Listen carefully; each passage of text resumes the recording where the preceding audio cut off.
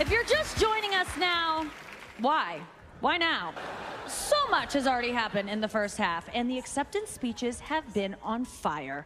Who got shouted out the most? Let's look at the numbers. All right, cast and crew are leading the way with 11 mentions. Moms are holding strong with 3 shout-outs. God, creator of the universe, 0 mentions. Just as comedian Nikki Glaser finished speaking, 5 days later, a great storm formed, and out of it, God spoke. Who gives counsel out of ignorance? Brace yourself like a man. Now I will question you, and you will give answer. Where were you when I laid the foundations of the earth? Who determined its size? Who laid its cornerstones while the angels shouted for joy? Declare now if you know. From the fire-ravaged Palisades to the west, to 30 miles in the east in Pasadena and Altadena. What happens when a culture mocks God? Is it coincidence, or is it a wake-up call? Today, we explore a shocking moment on live TV, the consequences that followed, and the lessons we must not ignore. At the Golden Globe Awards, comedian Nikki Glaser took the stage in front of millions. Her jokes? Not just about Hollywood, they were aimed at God himself. She quipped about fiery speeches, joked about God's absence, and sarcastically called out moments where, in her words, God got 0 recognition. God, creator of the universe, 0 mentions. The audience laughed, but the consequences, they were no laughing matter. Scripture tells us, "Be not deceived. God is not mocked. For whatsoever a man soweth, that shall he also reap." Just days after her remarks, California faced a terrifying reality. Galatians 6 verse 7. A barrage of storms pummeled the state. Streets turned into rivers. Homes were destroyed. Lives were uprooted.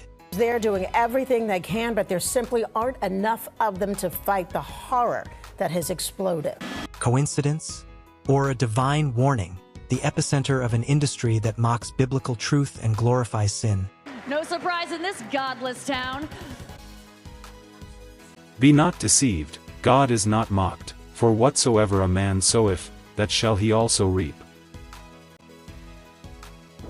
California's famed coastline, flattened and charred. The scale of this disaster hard to comprehend. Pretty devastating.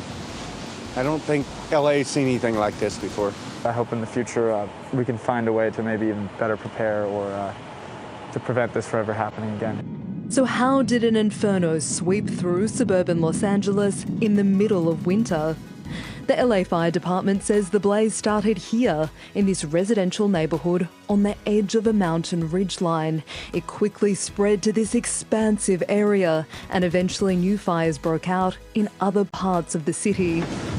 The fires were fueled by a dangerous wind event, which brought hot, hurricane-force gales. Here, a satellite image shows the Santa Ana winds created by the mountainous landscape in California and surrounding states. Air pressure builds in the high grounds of the desert. The wind warms up as it descends the mountains and then speeds up as it passes through narrow canyons. Those gusts fanned flames that firefighters couldn't control. The fires will not stop while those winds are blowing. Santa Ana means devil wind, for good reason. Another factor, extra dry conditions this year, an excess fuel load in the area.